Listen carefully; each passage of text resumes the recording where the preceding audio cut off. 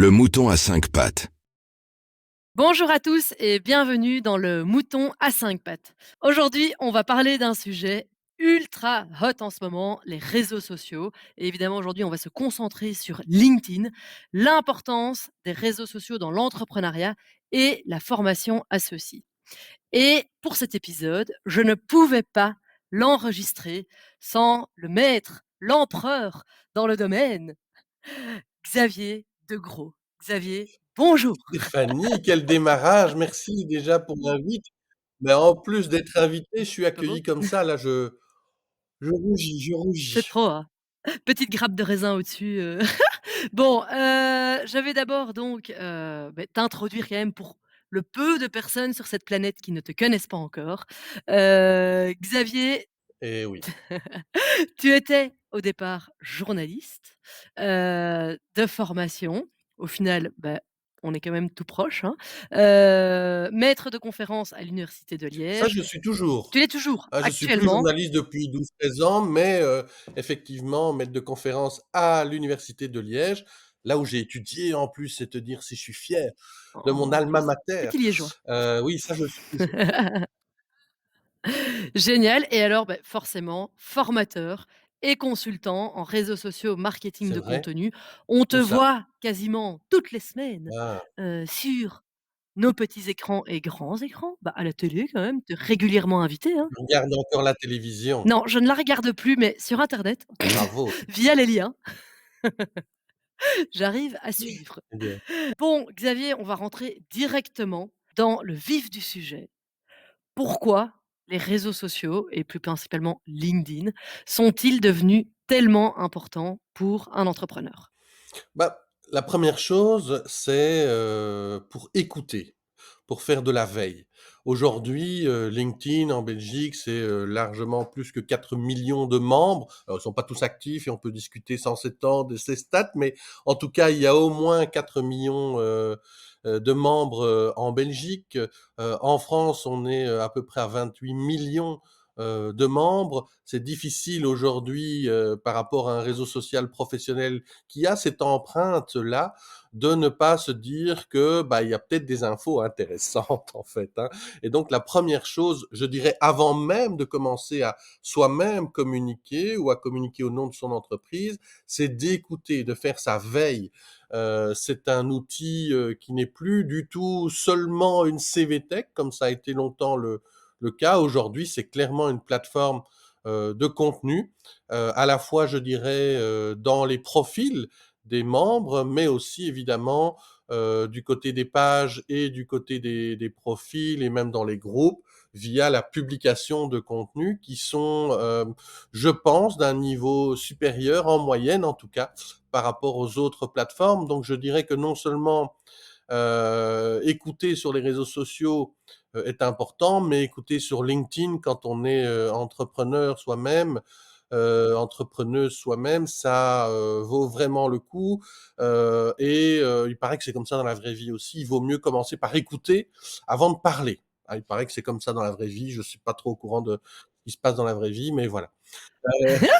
Le deuxième truc, je dirais, bah, c'est évidemment d'amplifier sa visibilité, et pour le dire autrement, de démontrer son expertise en réalité. C'est-à-dire que personne, ne va sur LinkedIn pour subir, du spam, pour subir de la publicité et cetera. Quand on demande aux utilisatrices et aux utilisateurs de LinkedIn pourquoi ils, sont sur la plateforme, c'est pour apprendre. Alors ça va dans les 2 sens, hein, apprendre à nos cibles éventuellement certaines choses et puis apprendre de la part d'un certain nombre de cibles, aussi, ça va dans les 2 sens, hein, l'apprentissage. Et donc oui, on va utiliser, ce réseau pour diffuser du contenu, mais idéalement, pas uniquement du contenu promotionnel. Sinon, vous vous en doutez, vos followers, vos abonnés, vont vite, se fatiguer, vous allez les user, et ça sera contre-productif. Non, il faut, doser un peu les choses, je suppose qu'on en parlera un peu plus tard, mais en tout cas ne pas diffuser que des contenus, promotionnels. Et puis je dirais la troisième action qui me vient comme ça, suite à ta question, c'est vraiment interagir. On est sur un réseau social. Et donc l'interaction, en particulier les conversations qu'on peut avoir d'un côté en message privé, de l'autre en dessous des publications, sous forme de commentaires, sont, absolument, capitales si on veut, tirer, pleinement profit, en fait, de sa présence, sur la plateforme. Donc pour résumer, je dirais: veiller, diffuser, interagir avec ses cibles. Veiller, diffuser, interagir avec ses cibles. Alors, bon, je vais quand même te poser une petite question, parenthèse, Vas-y. par rapport à ce que tu dis, parce que tu dis évidemment, que c'est une plateforme, où chacun peut apprendre. Bon et alors moi, il y a un truc, dont on a déjà pas mal parlé toi et moi en off, c'est qu'en ce moment sur LinkedIn, donc tu dis que le contenu est quand même plus qualitatif que sur les autres réseaux sociaux, mais parfois moi j'ai l'impression que les personnes qui ont vraiment quelque chose à dire, ne sont pas là. Alors que les personnes qui n'ont pas vraiment quelque chose à dire, au contraire, prennent de plus en plus de place, sur ce réseau social. Oui, D'où peut-être l'importance que les entrepreneurs encore plus prennent la parole, bien sûr. et partagent, leurs expériences. Mais c'est quoi le contraire du syndrome de l'imposteur? Je ne sais pas. Des personnes qui se pensent légitimes. Le syndrome du selfie, à tous les à tous les postes. Le syndrome de: «Je suis devenu riche en 2 secondes Ah oui, grâce à oui, LinkedIn oui, et ça je oui, gagne 200 000 € en un mois». et je vais vous expliquer comment je fais en plus. Imagine le mec, non seulement il gagne 200 000 € en une semaine, mais il va tellement Exact. expliquer comment il faut le faire, tellement il est généreux, tellement c'est, pas du tout une arnaque. C'est OK. pas du tout. Non, bah, effectivement, on voit ce genre de choses énormément se proliférer, hein, sur cette plateforme. Certains parlent beaucoup de facebookisation aussi de la plateforme, donc ça, c'est encore un phénomène, un peu différent. Il y a, comme, sur une plateforme de personal branding, il y a des excès. Malheureusement, ils sont de plus en plus nombreux. On a, un algorithme en plus qui, a tendance à aider ce genre de comportement, que j'appelle moi le personal bullshit. Il y en a un bon paquet. En général, je suis suffisamment vieux que pour le savoir, ils ne durent pas très longtemps. Ce sont des phénomènes, pshitt, assez temporaires, mais par contre, ils sont nombreux. Donc à chaque fois, il y a des nouveaux qui font, pshitt, en peu de temps. Et du coup, ma Ouais. question pour toi, c'était, comment est-ce qu'on peut, quand même pousser les autres Ah ouais. entrepreneurs? Bah, d'abord, il faut les pousser à prendre la parole, hein. Exactement. Aujourd'hui, alors toi, tu es très présente sur la plateforme, mais sache qu'évidemment, tu es minoritaire. D'abord en tant que femme aussi, mais Oh là, aussi, en tant qu'entrepreneuse. Il y a que, 4 des membres de LinkedIn qui publient au moins une fois par mois du contenu. D'accord? Donc toi et moi, on est, oh là là. au-delà des quotas, hein, et des moyennes. Ça, c'est très clair. Donc d'abord essayer de leur expliquer à ces entrepreneurs, l'intérêt de le faire, hein. Pourquoi est-ce qu'ils ont intérêt à prendre du temps par rapport à tout ce qu'ils ont déjà à faire, hein. Et je pense qu'il y a une dimension storytelling, ça c'est très clair, et identification qui est, importante, qu'ils doivent comprendre en fait, un entrepreneur, une entrepreneuse pourrait se dire: «Bah, écoutez, moi j'ai déjà une page entreprise, a priori, c'est cette page entreprise qui va communiquer. Je ne veux pas tirer la couverture à moi, parce qu'il y a de ça aussi, hein, parfois dans les postures. C'est surtout mes équipes, et cetera, et cetera. Et en fait, on se rend compte qu'un entrepreneur, une entrepreneuse qui communique, elle permet de s'identifier déjà. Elle permet d'inspirer. Elle permet d'attirer. Alors pas seulement des prospects, pas seulement fidéliser des clients, mais aussi on se rend compte à quel point ils ont un rôle au niveau RH. À la fois pour, fidéliser, leurs, collaboratrices, leurs collaborateurs, hein. Un entrepreneur, une entrepreneuse était bien placée pour le savoir, qui prend la parole, est, inspirante et rend fière, aussi, en interne. Ça prouve aussi qu'il y a un niveau de transparence et de confiance, qui est là, et surtout si, comme tu le fais d'ailleurs, je te passe un peu de pommade après que tu m'en aies passé aussi, hein. Allez à Heu, moi. mais par contre, je suis extrêmement sincère, quand tu valorises, tes collaboratrices, collaborateurs, évidemment, c'est positif. Pour toi de démontrer que tu as une équipe de talents autour de toi, et pour ces talents, il y a une fierté, et puis il y a une espèce de parrainage, en fait. C'est-à-dire que, quelqu'un qui, voudrait éventuellement bosser dans, ton secteur ou un autre, hein, et qui serait confronté, qui serait, exposé à des contenus d'un patron, d'une patronne qui, prend la parole assez, ouvertement, s'exprime sur des sujets de société, explique quel impact, il recherche, quelles sont ses valeurs et cetera, va attirer en fait des talents plus qualitatifs. C'est-à-dire plus nécessairement des CV à l'appel, mais par contre, les CV et les candidatures spontanées qu'on reçoit sont plus qualitatives, correspondent déjà un peu plus à l'ADN de l'entreprise et de son management, et du coup, coûtent moins cher en recrutement et fidélisent aussi le personnel. Donc je dirais, c'est à la fois pour des raisons de marketing, à la fois pour des raisons de sales, c'est à la fois pour des raisons RH qu'un entrepreneur, une entrepreneuse devrait prendre la parole.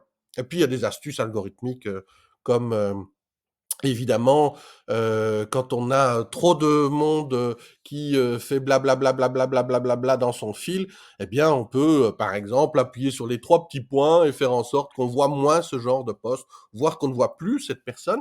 Et à l'inverse, positivement, si vous voyez un contenu qui vous semble intéressant, ben, éduquez votre algorithme, éduquez LinkedIn, dites-lui que vous trouvez ça intéressant. Comment on le fait? Il y a 5 interactions de base, hein. Il y a liker, commenter, partager, envoyer en message privé et sauvegarder. Ces 2 dernières interactions sont pas publiques, mais elles envoient quand même un signal très, très fort à LinkedIn. J'ai tendance parfois à dire en provocation, quand on me dit, «Oh mon fil est catastrophique», j'ai tendance à répondre par un raccourci en disant: «Mais c'est de ta faute». Mmh. Alors en général, ça crée un blanc, tu vois? Comme le blanc que je viens de d'installer là, et Je suis en train de réfléchir à mon feed. bah, on peut éduquer son algorithme en fait, hein, il y a une règle, il y a des règles de base, hein, ça c'est clair que LinkedIn, éditorialise son fil, mais on a notre part de responsabilité aussi dans les actions qu'on prend, dans les actions qu'on ne prend pas, dans le temps aussi qu'on passe devant un post, hein. Si, tu publies une vidéo et que j'y passe, que je la consomme, à 100, bah, j'envoie, même si j'ai pas liké, commenté, partagé, j'envoie un signal fort à LinkedIn que la prochaine vidéo de Stéphanie, bah, je voudrais la voir, hein, et des vidéos similaires aussi d'ailleurs. D'accord? Donc, il y a moyen de progressivement, alors pas complètement effacer, mais progressivement adapter son fil, et ça nous permet aussi de se rendre compte qu'il y a une place pour la qualité et que LinkedIn cherche ça, même s'il ne trouve pas toujours, Je hein. je fais juste une parenthèse, parce que là, de nouveau, j'ai 1000 questions, mais juste une petite parenthèse, parce qu'on parlait un petit peu plus tôt de tout ce qui est, ce qu'on appelle employee advocacy. Est-ce que pour toi, ça a sa place uniquement sur LinkedIn ou tu conseilles aussi d'autres réseaux sociaux sur le côté? Oui, oui, alors, LinkedIn est le plus évident, hein. On est, sur Ouais, une plateforme qui est cohérente à ce niveau-là. On est sur une plateforme professionnelle, où il y a pas d'ambiguïté entre tes photos de famille et les photos de l'incentive et ce que tu as appris, en learning center aujourd'hui. Donc c'est le plus évident. Maintenant, c'est toujours une question de cible finale, en fait, hein. Comment est-ce qu'on choisit un canal? Alors il y a plein de façons de le faire, mais la plus évidente, c'est quand même de se dire: «Quels sont les canaux que fréquentent mes cibles?» Et on a rarement une seule cible. Donc ça peut expliquer pourquoi, parfois, on fait de l'employee advocacy sur d'autres canaux. Il m'est arrivé de créer un programme d'employee advocacy sur TikTok pour ah, toucher des infirmières ou des futures infirmières. TikTok, bah, ouais, D'accord? évidemment. Dingue, hein? On peut toucher des infirmières sur TikTok, des infirmiers, infirmières allez, des Ah, et des futures infirmières aussi, parce qu'il y a quelque chose de générationnel. Donc, dingue. effectivement, et je peux vous dire, pour avoir cherché, sur LinkedIn, elles sont plus nombreuses sur TikTok que sur LinkedIn. Non, mais n'empêche, elles sont pas là sur LinkedIn, effectivement et c'est un peu nous le problème Non, qu'on j'en ai a, trouvé 2. ah bah À un oui. moment, j'en ai trouvé 2 en Ah ouais, Belgique. non, mais dans le secteur de la construction, il y en a plein qui sont pas sur LinkedIn. Donc mais, il faudrait que je vois s'ils sont sur TikTok. Pour en Effectivement. revenir, au contenu, voilà, à rédiger, tu disais évidemment qu'il ne fallait pas, uniquement écrire, du promotionnel, puisque un petit peu naturellement, c'est vers là qu'on va se diriger, en tant qu'entrepreneur. On a toujours envie de mettre, notre, produit ou service, en avant. Bon, beh, du coup, Xavier, on écrit quoi? Alors, on essaye surtout de faire preuve d'empathie, hein, et de se dire: «Tiens, hem, pour qui je vais rédiger ce post? Quelle est ma cible de ce post? Et chaque post ne doit pas avoir nécessairement la même cible, hein, donc on peut multiplier les posts et donc les cibles. Moi, je dirais une cible, un post, une cible, peu importe comment on voit l'équation. Une fois qu'on sait à qui on s'adresse, on va essayer de répondre à la fameuse question des anglo-saxons: What's in it for me? Qu'est-ce qu'il y a dans cette information que je veux faire passer qui va intéresser ma cible? Et en fait, on va angler de cette façon-là chacun des contenus en essayant de se mettre dans les chaussures, en fait, hein, tout simplement de ses cibles. Et le vieux papy de l'éditorial qui va te parler, ça fait 25 ans que je suis dans l'éditorial. Moi, j'arrive souvent avec 3 adjectifs qui permettent de faire autre chose que de la promo. Le premier, c'est informationnel. Qu'est-ce qu'il y a de nouveau pour ma cible et je veux passer pour la première ou une des premières personnes qui, grâce à une veille poussée, bah, dévoile ce qu'il y a de nouveau. Parce que quand on dévoile ce qu'il y a de nouveau, on est perçu comme bah, forcément pionnière, pionnier, en pointe sur un sujet, et on attire, on a une espèce de prime d'être le premier, la première. On attire du coup plus de monde. Le deuxième adjectif, c'est utile. Et ça, c'est difficile pour les entrepreneurs en général. C'est-à-dire des contenus qui vont permettre à sa cible de passer directement à l'action.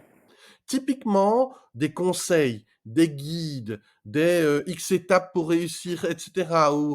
Et ça permet vraiment de se positionner en experte, en expert, avec une image du coup qualitative, à valeur ajoutée, et dans le don en plus. On donne de la valeur et non pas on demande une action de type promotionnel. Et le troisième adjectif que j'aime bien mettre sur la table, et c'est quelque chose qui est très fort qui manque très fort dans le secteur qui t'occupe, selon moi, c'est les contenus inspirationnels. C'est-à-dire vraiment les histoires de cibles potentielles qui, à hauteur humaine, c'est important que ça soit très incarné comme message, permettent à tout le monde de s'identifier. Hein. Si par exemple, tu as pour cible des jeunes candidats justement dans le secteur de la construction, eh bien, tu as deux façons de faire. Soit tu expliques que tu as encore une offre d'emploi à pourvoir dans le secteur de la construction.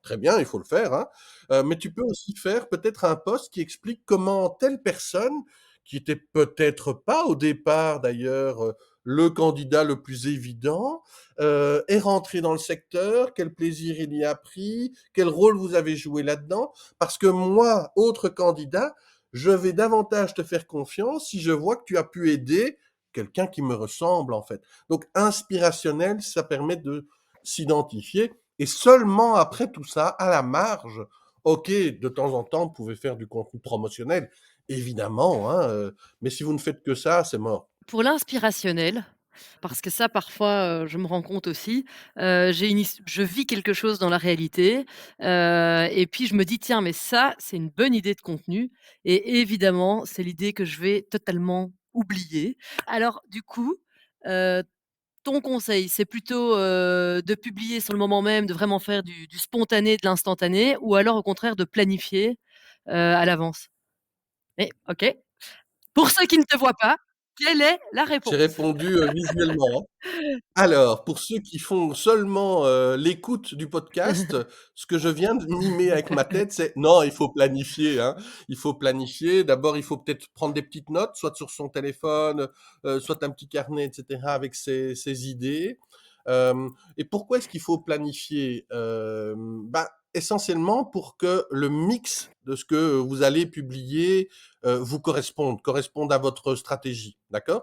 Sinon, vous n'allez publier que ce qui vient spontanément comme ça, etc. Et c'est pas nécessairement, quand on va prendre de la hauteur, la meilleure chose à faire. Il vous faut un mix en fait entre les différents types de contenus. Hein, c'est comme si je te disais, bah, ne publie que des offres d'emploi. Bah non, ça va user tout le monde évidemment très rapidement si tu ne publies que des offres d'emploi. Donc si tu mixes, ça a du sens. Et donc en amont, la boîte à idées est absolument fondamentale. Ça permet en plus d'avoir justement ce petit moment de décalage, je dirais, pour prendre du recul et essayer de sortir du cas unique qu'on est en train de vivre pour le rendre le plus universel, générique, et permettre à d'autres cibles de s'y projeter, de se projeter dans ce cas-là. Hein. Par contre, je vais nuancer maintenant ce que je viens de dire. Le temps réel sur les réseaux sociaux est quelque chose d'assez puissant. Donc, le fait que votre photo soit parfaite ou votre montage vidéo soit parfait, mais qu'il implique que vous attendiez 7 jours, parfois c'est un vrai handicap. Alors qu'une photo ou une vidéo prise dans l'instant présent, même si elle n'est pas parfaite, juste parce qu'elle est dans l'instant présent, amène une proximité en fait avec les cibles. Et donc, c'est la prime du temps réel à ce moment-là qui vaut le coup. Du Alors, coup, tu es pro selfie alors? ah oui, Tu es pro bien sûr, selfie? pourquoi pas, mais essayons de l'anticiper du coup. Hem, on sait à l'avance que tu vas assister à tel événement. OK, eh bien, je vais prévoir un post à ce moment-là, qui joue sur le temps réel, et non pas improviser complètement les choses, quoi.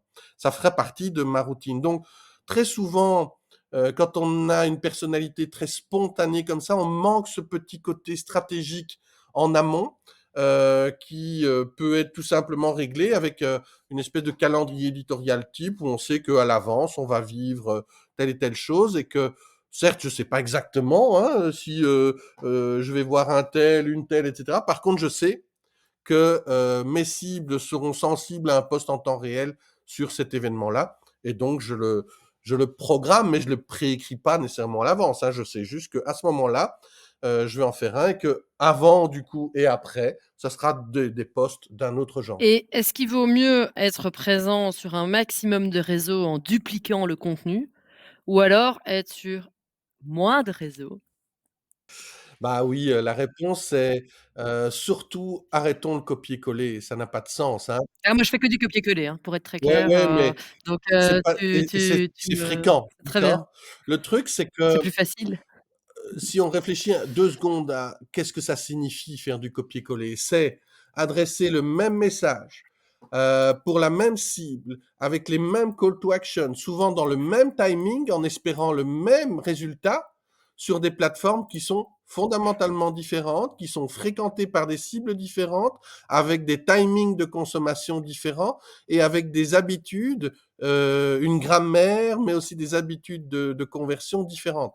Donc, ce qu'il vaut mieux faire, c'est commencer tout petit, avec peut-être un ou deux canaux grand maximum, avoir une spécificité pour chacun de ces canaux, que ce soit en termes de cible ou en termes d'objectifs, parce qu'on peut avoir les mêmes cibles, mais peut-être deux objectifs différents. Exemple, Instagram est très très fort pour la fidélisation, mais pour de la Oui, visibilité pure et dure, très mauvais canal.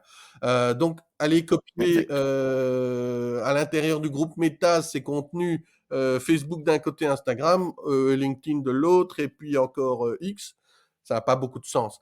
Je dirais même que c'est contre-productif. En fait, le risque, c'est que quelqu'un qui apprécie ton entreprise, apprécie ta personnalité, ton job, etc., va avoir tendance à te suivre un peu partout.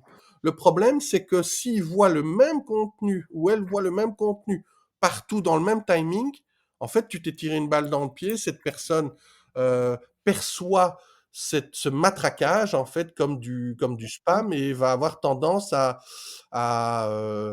t'éviter beaucoup plus vite que si tu avais été au contraire complémentaire. Je suis entièrement d'accord Mais avec toi. après, c'est la théorie, hein, Ou Steph. Je sais très bien que dans la réalité, il faut des ressources, etc. non, mais par exemple, on a fait l'essai, où, on avait, filmé des TikTok justement un peu, marrants, qui avaient pas mal fonctionné d'ailleurs sur TikTok, et qui par exemple sur LinkedIn n'ont pas du tout fonctionné. Donc on les a retirés et on s'est dit: «OK, bon là ça fonctionne pas» et effectivement c'est contre-productif. Est-ce que, il y a d'autres erreurs comme ça à éviter, en tant qu'entrepreneur, sur LinkedIn ou, les réseaux sociaux de manière générale? Oui, la première erreur, c'est de foncer tête baissée et ça, c'est le plus grand classique. Ça paraît très con ce que je vais dire, hein, et certainement à des entrepreneuses et des entrepreneurs qui ont justement l'habitude de strat. Il faut d'abord se poser 2 secondes, au bord d'une table et se demander quelle est votre strat. Quelles sont vos cibles? Quel est votre positionnement? qu'est-ce que vous attendez de la part des cibles? Faut pas oublier que tenir compte de l'efficacité, ne pourra se faire que si en amont vous aviez défini une stratégie. Sinon, vous allez toujours être dans le doute de: «Est-ce que c'est bien ce que je fais sur LinkedIn? Est-ce que c'est pas bien? J'arrête, je continue», et du coup, vous allez avoir un rythme aléatoire en fonction de vos humeurs, de vos rencontres, de «un tel m'a dit que je devrais faire ceci», et cetera.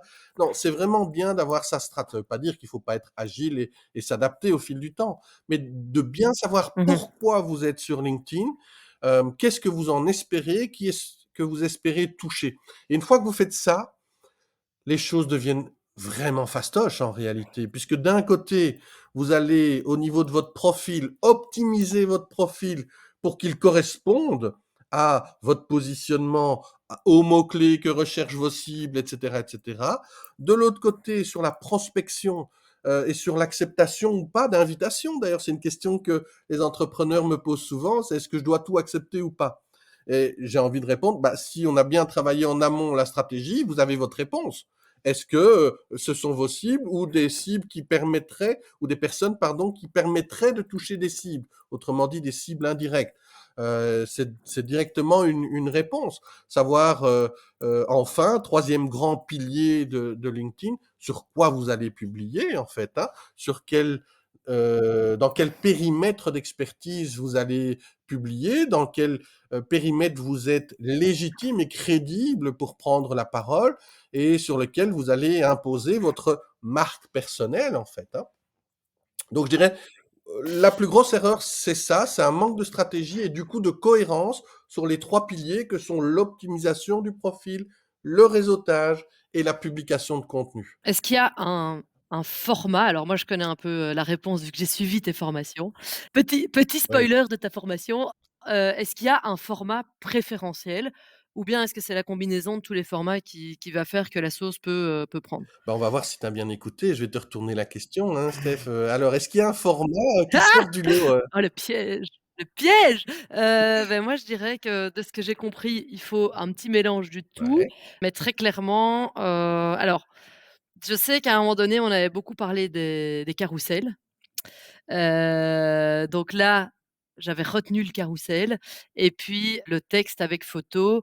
Alors on avait une discussion sur les vidéos parce que les vidéos, on voit que les impressions sont très faibles comparées à des textes, mais que quand même, elles restent très intéressantes. Donc moi je dirais ça.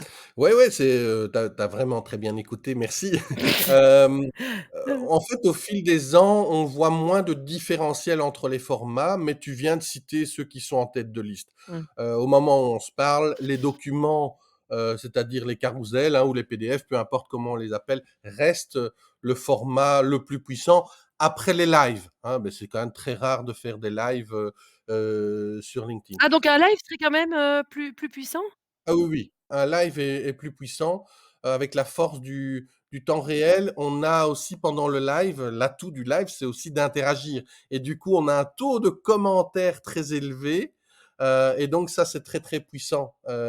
L'autre avantage du live, c'est le replay, en fait. C'est-à-dire que l'audience que tu vas faire en live, tu peux la multiplier par 3, 4, 5, 6 si, le live était, vraiment bon grâce au replay. Parce que ta vidéo live se transforme en vidéo classique en fait, hein. Et donc pour toutes ces raisons, si on prend la vie d'un live, au total, ça c'est clairement le format le plus puissant. Donc je dirais live, PDF, hein, et alors assez au coude à coude, ça dépend un petit peu des études, mais souvent le post avec plusieurs images statiques, pas une seule, hein, plusieurs images statiques, est assez puissant aussi.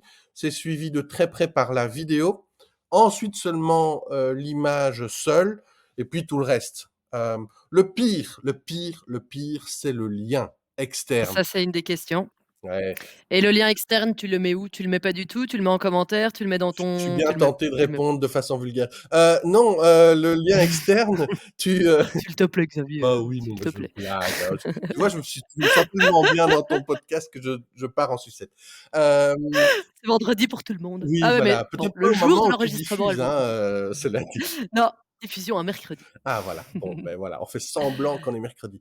Donc on n'est pas Exactement. fatigué, ce sont pas des cernes tout ceci, ça n'a rien à voir. C'est le mercredi, milieu de semaine, on est chaud bouillant. Voilà, on est chaud. En plus, chez Gentis, ça veut dire qu'on est à 24 heures du jeudi et on sait que le jeudi Jeudi chez étant le Gentis, c'est jour, quelque chose, de c'est nouvel an tous les jeudredis. donc les liens, me disais-tu, hein, les liens, où est-ce qu'on les Oui, met? les Bah, liens. d'abord, on essaye de l'éviter au maximum, maximum, maximum et d'ailleurs, si on a bien écouté le podcast jusque-là, on se rappelle que les posts promos sont pas nécessairement à multiplier. Eh ben, souvent les liens, c'est lié à des posts promos. Donc on va essayer de limiter ça au maximum. Si malgré tout, vous avez obligation de mettre un lien parce que c'est l'action principale, par exemple pour s'inscrire à un événement, à ce moment-là, assumez pleinement, je dirais, et mettez-le dans la légende. Ne copiez pas le lien pour générer cette espèce de vignette avec le titre, l'image cliquable, mais peut-être diffuser une image et dans la légende, vous mettez le lien, ça sera déjà un peu moins grave aux yeux de LinkedIn. Il faut peut-être rappeler 2 secondes pourquoi LinkedIn, mais pas seulement LinkedIn, hein, pénalise les liens. Il suffit de rappeler que ce sont des régies publicitaires et qu'elles ont très envie que les contenus maintiennent les utilisateurs dans les plateformes et non pas qu'elles les envoient sur d'autres plateformes qu'elles ne monétisent pas par leur régie publicitaire. Bien Donc sûr. c'est tout simplement pour cette raison que les liens sont pénalisés et au fil des années, ça se referme encore. Et d'ailleurs, parce que voilà, donc tu parlais entre autres des contenus promotionnels à éviter ou à utiliser avec, parcimonie. En gros, quel serait le pourcentage de contenu promotionnel à indiquer à ajouter, sur LinkedIn? Bah, pour donner un ordre de grandeur, je dirais 20%. C'est-à-dire 80% du temps, vos posts sont soit inspirationnels, informatifs, utiles, parfois même ludiques, OK. Et 20% du temps, ils peuvent être, promotionnels. Après, c'est difficile de dire promotionnel parce qu'il y a de la promo soft, hein. Si, avant cet événement, tu as publié un statut qui explique peut-être 3 raisons d'être actif quand on est entrepreneur sur LinkedIn. Bah, quelque part, tu vas faire la promo, mais en même temps, tu aides les cibles, tu donnes du contenu. Donc, la frontière est pas toujours simple entre promo et post qui donnent de la valeur ajoutée. Mais je dirais, comme ça, les choses sont quand même un petit peu cadrées. 80-20, ça va nous rappeler à d'autres ratios hein, aussi en 80-20, mais Réto. 80% du temps vous donnez, et c'est parce que vous donnez 80% du temps des contenus qui ont de la valeur pour vos cibles que vous pouvez vous permettre de demander 20% du temps. Alors Xavier, moi, les entrepreneurs, ils me disent souvent quand je leur dis: «Mais allez-y, lancez-vous, on doit être plusieurs, on doit y aller en force», moi, ils me disent souvent, alors soit, «Ouais, non, mais moi, je sais pas le faire, j'ai pas le temps». Bon, ça, OK, ça, je comprends. «Je sais pas quoi dire» et puis j'en ai souvent qui me disent, «Non, mais moi, j'ai essayé, enfin voilà, j'ai rédigé 3 posts et ça n'a pas fonctionné». Alors on sait, toi et moi, que pour créer une vraie communauté, pour créer des interactions, ça prend quand même plusieurs mois, si pas années. Ouais, Quelles seraient pour toi les astuces, les actionnables à mettre en place ouais. facilement, pour pas trop vite se décourager non plus? Parce que moi, je vois vite du découragement, chez certains. Qu'est-ce que tu conseilles? Bah, moi, j'explique une petite histoire. C'est que Ah! j'ai 2 filles, figure-toi, et j'ai eu la chance d'être là, à chaque fois quand elles sont, venues au monde, et Oh, j'ai remarqué un truc quelques jours après, c'est qu'aucune des 2 n'a quitté, la maternité en courant. ça c'est marrant. Moi, les miens, par contre, oui. Oui, je sais, il paraît, mais je connais le Les miens, ils papa veulent. et il paraît que l'alchimie Non, entre tout les vient tout vient 2 du père. est particulière. Oui, oui. Mais là encore, tu fais partie des exceptions, d'accord? Ah, ouais, c'est bien. Non, mais moi, c'est des super héros. Parce que j'ai pris mes informations, les miennes sont plus dans la moyenne. Ne pas courir en sortant de la maternité, c'est plus C'est fréquent. pas vrai et laisse-moi deviner, elles sont sorties dans Elles une courent poussette. maintenant. Ah, elles courent maintenant en plus. Mais oui, mais elles Elles ont quel courent âge? et 1 tout, mois? elles courent et pourtant elles sont tombées, mais elles ont essayé plein de trucs et cetera. Évidemment. Bah, ce que je veux dire par là, c'est que, on peut commencer tout doucement, OK? On peut, être, assez bienveillant avec soi-même, accepter qu'on puisse tomber et que ça veut pas dire qu'on doit pas se relever et réessayer. Plus concrètement, peut-être que se fixer directement une empreinte idéale sur LinkedIn, c'est too much. Peut-être qu'il faut que le premier escalier soit beaucoup plus petit que faut poster 3 fois par semaine, hein, et du contenu à forte valeur ajoutée, hein. Donc moi, ce que je leur propose, hein, c'est de mettre tout doucement, une phalange dans l'eau pour être sûr que, on a envie de mettre le doigt, puis la main, et cetera. Ça veut dire quoi? Commencer par commenter. Juste une fois par semaine, vous commentez un post d'une de vos cibles, et vous le faites avec un peu de valeur ajoutée. Donc pas juste, «bravo», ou «merci».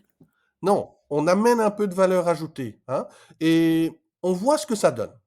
On voit ce que ça donne dans les réactions à son commentaire et on voit ce que ça donne dans les visites de notre profil. Et peut-être que ça va vous donner envie d'en faire 2 par semaine. Et puis peut-être après un mois ou 2 comme ça, peut-être que vous aurez envie de tester un post. Et puis peut-être 2. Et puis vous êtes peut-être parti sur une forme de récurrence, un post par semaine, et cetera, et cetera. Donc une approche progressive, itérative, comme on dit parfois, dans le jargon marketing, hein, c'est-à-dire qui tient compte des leçons qu'on peut tirer de l'expérience précédente, c'est la meilleure approche que vous puissiez avoir. Et l'avantage qu'on a quand on est entrepreneur et qu'on aime les chiffres, j'adore les chiffres moi, c'est que LinkedIn nous donne en permanence les statistiques qui nous permettent de savoir si ça a performé, pas performé, quand je publie à telle heure, il se passe ça, ça a fait autant de visites sur mon profil, ça crée autant d'engagement, et cetera. On va pouvoir mesurer ce qu'on espère atteindre comme objectif et progressivement avancer dans cette voie. Et puis se rappeler aussi une chose, c'est pas juste pour vous les entrepreneuses et les entrepreneurs. C'est pas seulement votre ego qui est en jeu. Vous devez fédérer autour de vous. Vous avez une espèce de rôle modèle à jouer.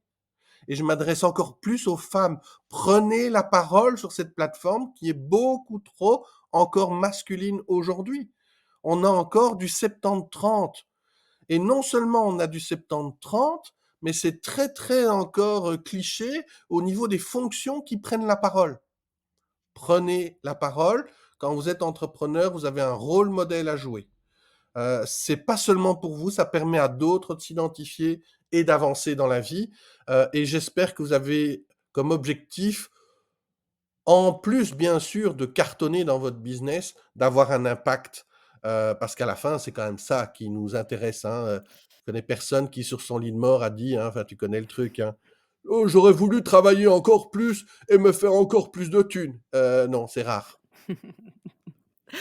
Écoute, Xavier, sur ces belles paroles philosophiques de C'est ce vrai, c'était grand des belles paroles? sage, je voudrais, Fais gaffe, te hein. remercier.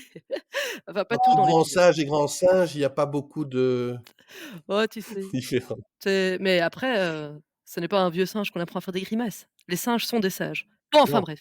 Heu, oui, et les Xavier, moutons à 5 pattes ont beaucoup en d'humour. tout cas, tu es un grand mouton à 5 pattes, du LinkedIn. Pour tous ceux Ah, qui veulent suivre tes formations, beh, évidemment, vous pouvez, trouver Xavier Degros très facilement, sur LinkedIn. Je voudrais te remercier pour, ces 40 minutes de partage et de bonheur. Déjà 40 minutes, mais on aurait pu faire 5 heures, je crois. déjà, oui, oui. Bon écoute, merci, je me sentais vraiment tellement bien qu'effectivement on aurait pu rester 5 heures Non, je crois ensemble. qu'on aurait pu continuer à débattre. Merci pour l'accueil, merci pour l'invitation, très appréciée. Eh bien, de même et à tous les auditeurs, je vous donne rendez-vous dans 2 semaines. Bonne journée, au revoir.